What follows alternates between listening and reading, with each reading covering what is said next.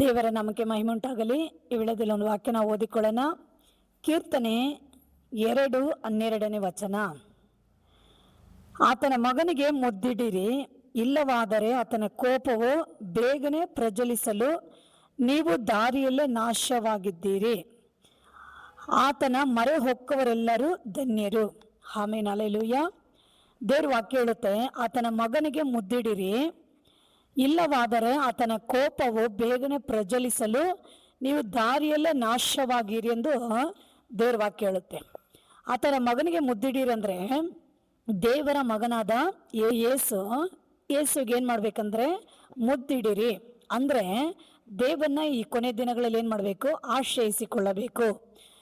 ಕರ್ತನಾದ ಯೇಸುವನ್ನ ಆಶ್ರಯಿಸಿಕೊಂಡವರಾಗಿ ಅಧಿಕವಾಗಿ ನಾವು ಆತನ ಆರಾಧಿಸುವರಾಗಿ, ಆತನನ್ನು ಪ್ರೀತಿಸಿ, ಆತನ ವಾಕ್ಯಗಳನ್ನು ನಾವು ಓದಿ ಧ್ಯಾನಿಸಿ ಅದನ್ನು ಕೈಗೊಂಡು ಭಕ್ತಿಯುಳ್ಳ ಜೀವಿತಗಳನ್ನ ಈ ಕೊನೆ ಕಾಲದಲ್ಲಿ ನಾವು ಜೀವಿಸುವರಾಗಿ ನಾವು ಇರಬೇಕು.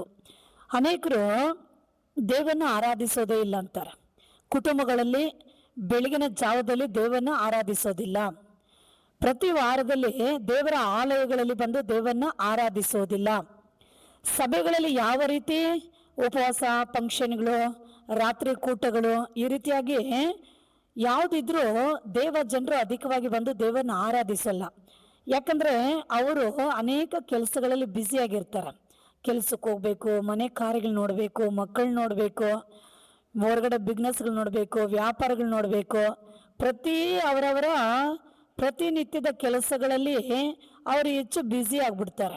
ಹೀಗಾಗಿ ಬ್ಯುಸಿ ಆಗುವಾಗ ಅವರು ದೇವರಿಗೆ ಸಮಯವನ್ನು ಕೊಡದೆ, ದೇವರನ್ನ ಆರಾಧಿಸದೆ, ದೇವರನ್ನ ಮಹಿಮೆ ಪಡಿಸದೆ, ದೇವರ ಕಟ್ಟಳೆಗಳನ್ನು ಗಮನಿಸಿ ಗೈಕೊಳ್ಳದೆ, ದೇವರಿಗೆ ಕೊಡಬೇಕಾದ ಆ ಒಂದು ಸಮಯಗಳನ್ನ ಕೊಡದೆ ಲೌಕಿಕವಾದ ವಿಷಯಗಳಲ್ಲಿ ಏನು ಮಾಡ್ತಾರೆ? ಬ್ಯುಸಿ ಆಗಿಬಿಡ್ತಾರೆ. ಅದಕ್ಕೆ ದೇವ್ರ ವಾಕ್ಯ ಹೇಳುತ್ತೆ, ಆತನ ಮಗನಿಗೆ ಮುದ್ದಿಡಿರಿ. ಆತನ ಮಗನಿಗೆ ಮುದ್ದಿಡಿರಿ ಅಂದರೆ ಆತನಿಗೆ ಸಮಯ ಕೊಟ್ಟು ಆತನೊಟ್ಟಿಗೆ ಹೆಚ್ಚು ಸಮಯನ ಕಳಿಯಬೇಕು. ಅಂದರೆ ಪ್ರಾರ್ಥನೆಗಳಲ್ಲಿ, ಆರಾಧನೆಗಳಲ್ಲಿ, ದೇವರ ವಾಕ್ಯ ಧ್ಯಾನಿಸೋದ್ರದಲ್ಲಿ, ಕೇಳೋದ್ರದಲ್ಲಿ, ದೇವರನ್ನ ಸ್ತುತಿಸೋದ್ರದಲ್ಲಿ, ಅವರಿಗೆ ಉಪಕಾರ ಸ್ತುತಿಗಳನ್ನ ಮಾಡೋದ್ರದಲ್ಲಿ, ಆತನ ಪಾದದಲ್ಲಿ ಹೆಚ್ಚಾಗಿ ಸಮಯಗಳನ್ನ ನಾವು ಈ ರೀತಿಯಾಗಿ ಕೊಟ್ಟು ಅವ್ರನ್ನ ಆರಾಧಿಸುವಾಗೆ ನಾವು ಆತನ ಮಗನಿಗೆ ಮುದ್ದು ಇಡ್ತಾ ಇದ್ದೀವಿ. ಆಗ ನಾವು ಆತನ ಮಗನಿಗೆ ನಾವು ಮುದ್ದಿಡುವಾಗೆ ದೇವರ ಪ್ರೀತಿಯು ಆಶೀರ್ವಾದಗಳು ಅವರ ಮೇಲೆ ಬರುತ್ತೆ. ಯಾರೆಲ್ಲ ಸಮಯ ಕೊಡಲ್ಲ ದೇವರಿಗೆ, ಆರಾಧನೆಗಳಿಗೆ ಸಮಯ ಕೊಡಲ್ಲ, ಪ್ರಾರ್ಥನೆಗಳಿಗೆ ಸಮಯ ಕೊಡಲ್ಲ, ಆಲಯಕ್ಕೆ ಬರೋಕ್ಕೆ ಸಮಯ ಕೊಡಲ್ಲ, ದೇವ್ರ ವಾಕ್ಯಕ್ಕೆ ಸಮಯ ಕೊಡೋದಿಲ್ಲ, ದೇವರನ್ನ ಹುಡುಕೋಕೆ ಸಮಯ ಕೊಡದೆ ಕುಟುಂಬ ವಿಷಯಗಳಲ್ಲಿ, ಲೋಕದ ವಿಷಯಗಳಲ್ಲಿ, ಕೆಲಸ ಕಾರ್ಯಗಳಲ್ಲಿ ಬ್ಯುಸಿಯಾಗಿ ಅಂಥ ಕಾರ್ಯಗಳಲ್ಲಿ ಓಡ್ತಾ ಇರ್ತಾರೆ. ಅದಕ್ಕೆ ದೇವ್ರ ವಾಕ್ಯ ಆತನ ಮಗನಿಗೆ ಮುದ್ದಿಡಿರಿ, ಇಲ್ಲದೆ ಹೋದರೆ ದೇವರ ಕೋಪ ಅವರುಗಳ ಮೇಲೆ ಬರುವಾಗೆ ಅವರು ದಾರಿಯಲ್ಲೇ ನಾಶವಾಗುತ್ತಾರೆ. ನೋಡ್ರಿ, ಇವತ್ತು ನಮ್ಮ ಭಾರತ ದೇಶದಲ್ಲಿ ಅನೇಕ ರಾಜ್ಯಗಳಲ್ಲಿ ನೋಡ್ರಿ, ಅನೇಕ ರಾಜ್ಯಗಳಲ್ಲಿ ನಾವು ನೋಡುವಾಗೆ ಎಷ್ಟೊಂದು ನಾಶಕರವಾದ ಮಳೆ ಸುರಿತಾ ಇದೆ. ಮಳೆಯಿಂದ ಬೆಳೆಗಳೆಲ್ಲ ನಾಶ ಆಗ್ತಾ ಇದೆ. ಹೆಚ್ಚು ಮಳೆಯಿಂದ ಪ್ರಳಯ ಆಗ್ತಾ ಇದೆ. ಎಲ್ಲ ಕಡೆಗಳಲ್ಲಿ ನೋಡುವಾಗೆ ಪ್ರತಿಯೊಂದು ಪ್ರಾಣಿಗಳು, ಅನೇಕ ಪ್ರಾಣಿಗಳು, ಮನುಷ್ಯರುಗಳು, ಅನೇಕ ಐಶ್ವರ್ಯಗಳು, ಮನೆ ಮಠಗಳು, ಎಷ್ಟೋ ಕಡೆ ಗ್ರಾಮಗಳು, ಊರುಗಳು, ಹಳ್ಳಿ ಕೇರಿಗಳೆಲ್ಲ ಇವತ್ತು ನೀರಿನ ಮೂಲಕವಾಗಿ ಏನಾಗ್ತದೆ? ಎಲ್ಲ ಅಳಿದು ನಾಶವಾಗಿ ಹೋಗ್ತಾ ಇದ್ದಾವೆ. ಇದೆಲ್ಲ ಏನು ತೋರಿಸುತ್ತಂದ್ರೆ ದೇವರ ಕೋಪನ ತೋರಿಸುತ್ತೆ. ದೇವರ ಕೋಪನೇ ಇದೆಲ್ಲ. ಯಾಕೆ ಹೇಳ್ರಿ? ದೇವ್ರ ಬಗ್ಗೆ ಹೇಳಿದ್ರೆ ಕೇಳಲ್ಲ, ದೇವ್ರ ಕಡೆ ತಿರುಗ್ರಿ ಅಂದ್ರೆ ತಿರುಗಲ್ಲ, ದೇವರಿಗೆ ಸಮಯ ಕೊಡ್ರಿ ಅಂದ್ರೆ ಕೊಡಲ್ಲ, ಪ್ರಾರ್ಥನೆಗಳು ಮಾಡ್ರಿ ಅಂದ್ರೆ ಮಾಡಲ್ಲ, ದೇವ್ರ ವಾಕ್ಯನ ಕೇಳ್ರಿ ಅಂದ್ರೆ ಕೇಳಲ್ಲ. ಈ ರೀತಿಯಾಗಿ ಲೌಕಿಕವಾದ ಕಾರ್ಯಗಳಲ್ಲಿ ಹೆಚ್ಚು ಗಮನ ಹಾರಿಸುವಾಗೆ ದೇವರ ಕೋಪ ಅವರ ಮೇಲೆ ಇವತ್ತು ಹತ್ತಿ ಉರಿದುಕೊಂಡಿದ್ದಾವೆ. ಆಮೇನ್, ಹಲ್ಲೆಲೂಯಾ. ಹಾಗಾಗಿ ಇದನ್ನು ಕೇಳಿಕೊಂಡಿರುವಂಥ ಎಲ್ಲ ಜನರೇ ದೇವರ ಕಡೆ ತಿರುಗಿಕೊಂಡು ದೇವರಿಗೆ ಸಮಯ ಕೊಟ್ಟು ದೇವರನ್ನ ಆಶ್ರಯಿಸಿಕೊಂಡವರಾಗಿ ಆತನ ಪಾದದಲ್ಲಿ ಆತನ ವಾಕ್ಯವನ್ನು ಕೇಳಿ ಗಮನಿಸಿ ಜೀವಿತಗಳನ್ನ ಭಕ್ತಿಯುಳ್ಳ ಜೀವಿತಗಳಾಗಿ ಮಾಡಿಕೊಳ್ಳಬೇಕು, ಪರಿಶುದ್ಧವುಳ್ಳ ಜೀವಿತಗಳಾಗಿ ನಡೆಸಿಕೊಳ್ಳಬೇಕು. ದೇವರಿಗೆ ಭಯಪಡುವಂಥ ಭಯ ಪ್ರತಿಯೊಬ್ಬರ ಬದುಕಲ್ಲಿ ಜೀವನದಲ್ಲಿ ಇರಬೇಕು.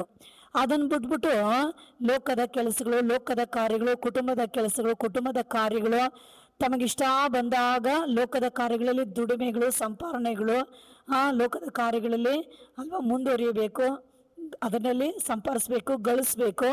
ಲೋಕದ ಕಾರ್ಯಗಳಿಗೆ ಸಮಯ ಕೊಟ್ಟು, ಕೆಲಸಗಳಿಗೆ ಸಮಯ ಕೊಟ್ಟು ಓಡಿ ಓಡಿ ಹೋಗ್ತಾರೆ. ಈ ರೀತಿ ಓಡಿ ಓಡಿ ಹೋಗುವಾಗ ಏನಾಗುತ್ತೆ ಅಂದರೆ ದೇವ್ರ ಕೋಪ. ಯಾಕಂದರೆ ಮಳೆ ಕೊಡೋನು ದೇವರು, ಬೆಳೆ ಕೊಡೋನು ದೇವರು.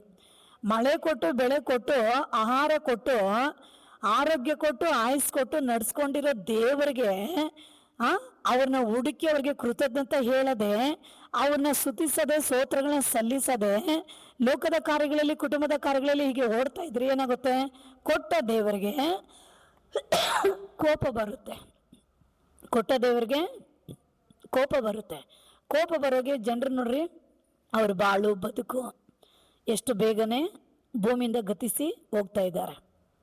ಇವತ್ತು ನೋಡುವಾಗ ದೇಶಗಳಲ್ಲಿ ಎಲ್ಲಿ ನೋಡಿದ್ರು ಬರೀ ಸಾವುಗಳೇ. ಮನುಷ್ಯ ನೋಡ್ರಿ, ಮದುವೆ ಆಗಬೇಕಾದವರೆಲ್ಲ ಸಾಯ್ತಾ ಇದ್ದಾರೆ, ಯೌವನದ ಮಕ್ಕಳೆಲ್ಲ ಸಾಯ್ತಾ ಇದ್ದಾರೆ, ಚಿಕ್ಕ ಮಕ್ಕಳೆಲ್ಲ ಪ್ರಾಣ ಬಿಡ್ತಾ ಇದ್ದಾರೆ ಅಲ್ವಾ? ಎಷ್ಟೊಂದು ಇನ್ನು ವಯಸ್ಸು ಇದೆ, ಇನ್ನು ಬದುಕಬೇಕು, ಬಾಳ್ಬೇಕು, ಇನ್ನು ಏನೆಲ್ಲ ಕಾರ್ಯಗಳು ಮಾಡಬೇಕು, ಅದೇ ಯಾವುದನ್ನು ಮಾಡೋಕ್ಕಾಗ್ತಾ ಇಲ್ಲ.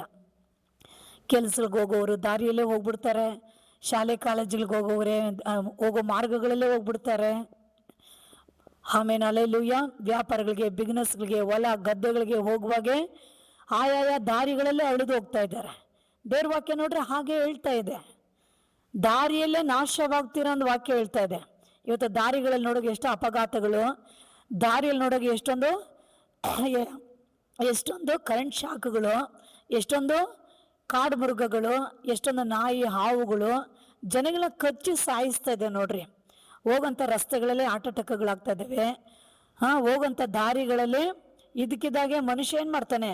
ಅನೇಕ ವಸ್ತುಗಳಿಂದ, ಅನೇಕ ವ್ಯಕ್ತಿಗಳಿಂದ, ಪ್ರಾಣಿಗಳಿಂದ ಎಷ್ಟು ಮಕ್ಕಳು ನೋಡ್ರಿ ಹೋಗೋಂಥ ದಾರಿಗಳಲ್ಲೇ ಅಳೆದು ನಾಶ ಆಗ್ತಾ ಇದ್ದಾರೆ.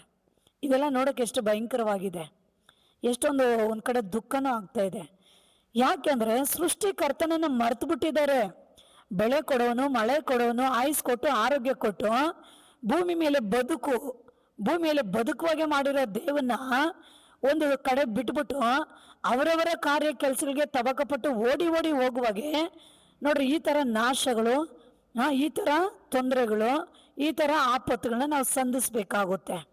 ಈ ವಾಕ್ಯನ ಕೇಳಿಕೊಂಡಿರೋಂಥ ಎಲ್ಲ ಜನರೇ ಗಮನ ಇಡಲಿ, ಒಂದು ಕಡೆ ಗಮನ ಕೊಟ್ಟು ಕೇಳ್ರಿ. ದೇವ್ರು ಯಾರು? ದೇವ್ರನ್ನ ಬಿಟ್ಬಿಟ್ಟು ದೇವರಲ್ಲಾದ ಹೂಗಳನ್ನ ಹೋಗಿ ಹುಡ್ಕೊಂಡ್ರೆ ಹೇಗೆ? ಸೃಷ್ಟಿಕರ್ತನನ್ನು ಬಿಟ್ಟು ಸೃಷ್ಟಿ ವಸ್ತುಗಳನ್ನ ಹೋಗಿ ಹಿಡಿದ್ರೆ ಹೇಗೆ?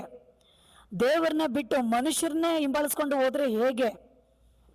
ಆಮೇಲೆ ಅಲ್ಲೆಲ್ಲೂಯ್ಯ. ಹಂಗಾಗಿ ಇವತ್ತು ಸೃಷ್ಟಿ ವಸ್ತುಗಳು, ವ್ಯಕ್ತಿಗಳು, ಇದನ್ನೆಲ್ಲ ಬಿಟ್ಟು ನಾವೇನು ಮಾಡಬೇಕು? ದೇವರಿಗೆ ಕೊಡುವ ಸಮಯ, ದೇವರನ್ನ ಹುಡುಕುವಂಥ ಸಮಯ, ದೇವ್ರ ಪಾದದಲ್ಲಿ ಕಳೆಯುವಂಥ ಸಮಯ, ದೇವರಿಗೆ ಮಾಡಬೇಕಾದ ಸಕಲ ಕಾರ್ಯಗಳು, ಕಾರ್ಯಗಳು ಇವುಗಳೆಲ್ಲ ನಾವು ಮಾಡಬೇಕು. ಮಾಡಿದ್ರೆ ದೇವರಿಗೆ ಆಯುಸ್ ಕೊಟ್ಟು, ಆರೋಗ್ಯ ಕೊಟ್ಟು, ಭೂಮಿಯಲ್ಲಿ ಇನ್ನೂ ಸ್ವಲ್ಪ ಕಾಲ ಬದುಕ್ರಿ ಎಂದು ನಮ್ಮನ್ನು ಇಡ್ತಾನೆ ದೇವರು. ಒಂದು ವೇಳೆ ನಾವು ದೇವರಿಗೆ ಸಮಯ ಕೊಟ್ಟು ನಾವು ಕೊಡದೆ ಹೋದರೆ ನೋಡ್ರಿ ಹೀಗೇನೆ ಅನೇಕರು ಹೋಗುವಂಥ ಮಾರ್ಗಗಳಲ್ಲಿ, ಹೋಗುವಂಥ ಕೆಲಸ ಕಾರ್ಯಗಳಲ್ಲಿ, ಹೋಗುವಂಥ ಸ್ಥಳಗಳಲ್ಲಿ, ಹೋಗುವಂಥ ವಾಹನಗಳಲ್ಲಿ, ಇರುವಂಥ ಸ್ಥಳಗಳಲ್ಲಿ ನೋಡ್ರಿ ಈ ಥರ ಅಳಿದು ನಾಶ ಆಗ್ತಾ ಇದ್ದಾರೆ. ಆ ರೀತಿ ಆಗಬಾರ್ದು. ಎಲ್ಲರೂ ದೇವ್ರ ಕಡೆ ತಿರ್ಕೊಳ್ರಿ, ದೇವರಿಗೆ ಭಯಪಡ್ರಿ, ಪ್ರಾರ್ಥನೆಗಳಿಗೆ ಸಮಯ ಕೊಡ್ರಿ, ಸಭೆಗೆ ಬರೋದನ್ನು ಬಿಡಬೇಡ್ರಿ. ರಾತ್ರಿ ಪ್ರಾರ್ಥನೆ, ಬೆಳಗಿನ ಮುಂಜಾನೆ ಜಾವ ಪ್ರಾರ್ಥನೆ, ನಿಮ್ಮ ಕುಟುಂಬಗಳಲ್ಲಿ ಬೈಬಲ್ನ ಓದೋದು, ಕೆಲಸಗಳಿಗೆ ಹೋಗುವಾಗೆ, ಹೊರಗಡೆ ಹೋಗುವಾಗೆ ಪ್ರಾರ್ಥನೆಯೊಟ್ಟಿಗೆ ದೇವ್ರ ಚಿತ್ತ ಏನೆಂದು ವಿಚಾರಿಸಿ ಹೋಗಿ ಮಾಡೋರಾಗಿ ಇರಬೇಕು. ದೇವ್ರನ್ನ ಹುಡುಕೋ ಸಮಯದಲ್ಲಿ ಹುಡುಕ್ರಿ, ಸಿಕ್ಕದ ಸಮಯದಲ್ಲಿ ಬಂದು ಹುಡ್ಕೋಕೆ ಹೋಗಬಾರ್ದು. ಇನ್ನು ಕೊಂಚ ಕಾಲದಲ್ಲಿ ಏಸಿ ಲೋಕಕ್ಕೆ ಬರ್ತಾ ಇದ್ದಾನೆ. ಹಾಗಾಗಿ ಸಮಯ ಕೊಂಚವಾಗಿರಲಾಗಿ ಸಮಯನ ವ್ಯರ್ಥ ಮಾಡಿಕೊಳ್ಳದೆ ಸಂಪೂರ್ಣವಾಗಿ ನಿಮ್ಮನ್ನು ದೇವರಿಗೆ ಸಮರ್ಪಿಸಿ, ದೇವ್ರ ಕಡೆ ತಿರ್ಕೊಂಡು, ದೇವರಿಗೆ ಭಯಪಟ್ಟು, ದೇವರ ಮಾರ್ಗದಲ್ಲಿ ನಡೆದು ದೇವರ ಕಾರ್ಯವನ್ನು ಮಾಡ್ರಿ. ಈ ಹಾದಲ್ಲಿ ನಿಮಗೆ ಆಶೀರ್ವಾದ ಇದೆ, ಪರಲೋಕದಲ್ಲಿ ನಿಮಗೆ ನಿತ್ಯ ಆಶೀರ್ವಾದ ಇರುತ್ತೆ. ಈ ವಾಕ್ಯ ಕೇಳಿಕೊಂಡಿರೋಂಥ ನಿಮ್ಮೆಲ್ಲರಿಗಾಗಿ ನಾನು ಸಣ್ಣ ಪ್ರಾರ್ಥನೆ ಮಾಡ್ತೀನಿ. ಸರ್ವಶಕ್ತನಾಗಿರೋ ನನ್ನ ದೇವ, ಈ ವಾಕ್ಯ ಕೇಳಿಕೊಂಡಿರಂತೆ ಎಲ್ಲ ಮಕ್ಕಳ ಮನಸ್ಸುಗಳನ್ನ ಮುಟ್ರಿ, ಎಲ್ಲ ಹೃದಯಗಳನ್ನು ಮುಟ್ರಿ. ಎಲ್ಲರೂ ನಿನ್ನ ಕಡೆ ತಿರುಗಿಕೊಳ್ಬೇಕು. ನಿನಗೆ ಕೊಡಬೇಕಾದ ಸಮಯಗಳನ್ನ ಕೊಡಬೇಕು. ನಿನ್ನನ್ನು ಪ್ರೀತಿಸಿ ಆರಾಧಿಸಿ ಅಪ್ಪ ನಿನ್ನ ಮಹಿಮೆ ಪಡಿಸೋರಾಗಿರ್ಬೇಕಪ್ಪ. ಎಲ್ಲರ ಮೇಲೆ ನಿನ್ನ ಹಸ್ತವನ್ನು ಚಾಚಿ ಆ ರೀತಿಯಾಗಿ ಜೀವಿಸುವಾಗೆ ಎಲ್ಲರಿಗೂ ಸಹಾಯ ಮಾಡ್ರಿ, ಆಶೀರ್ವದಿಸ್ರಿ. ಹಾಗೆ ಮಾಡ್ರಿ ಯೇಸು ನಾಮದಲ್ಲಿ ತಂದೆ, ಆಮೀನ್. ಈ ವಾಕ್ಯ ಕೇಳಿಕೊಂಡಂತೆ ಎಲ್ಲ ಪ್ರಿಯರೇ ಲೈಕ್ ಮಾಡಿ, ಶೇರ್ ಮಾಡಿ. God bless you. ಆಮೇನ್.